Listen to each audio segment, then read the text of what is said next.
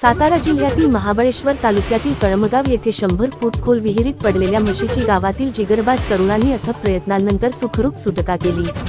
धो पाऊस सुरू असतानाही तरुणांनी जीवाची पर्वा न करता राबवलेल्या बचावकार्यातून मुक्या जीवाचे प्राण वाचले। कळमगाव येथे विहिरीला संरक्षक कठडा नसल्याने दुपारच्या सुमारास एक म्हैस अचानक 100 फूट खोल विहिरीत पडली।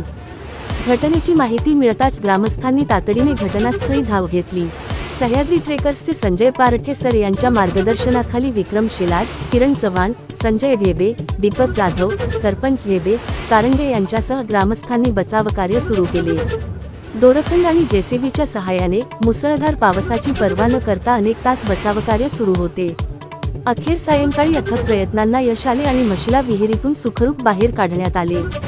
या धाडसी बचावकार्यातून मुक्या जीवाचे प्राण वाचले। तरुणांच्या धाडसाचे आणि एकजुटीचे ग्रामस्थांकडून कौतुक होत आहे। दरम्यान विहिरीला संरक्षक कठडा नसल्याने भविष्यात अशा दुर्घटना टाळण्यासाठी संबंधित प्रशासनाने तातडीने विहिरीला संरक्षक कठडा बसवावा अशी मागणी ग्रामस्थांनी केली आहे। मुसळधार पावसाची पर्वा न करता जिगरबाज तरुणांनी दाखवलेल्या धाडसामुळे एका मुक्या जीवाला जीवदान मिळाले। कळमगावातील या तरुणांच्या कार्याचे सर्वत्र कौतुक होत आहे। न्यूज मराठी लाईव्ह, कळमगाव, तालुका महाबळेश्वर, जिल्हा सातारा।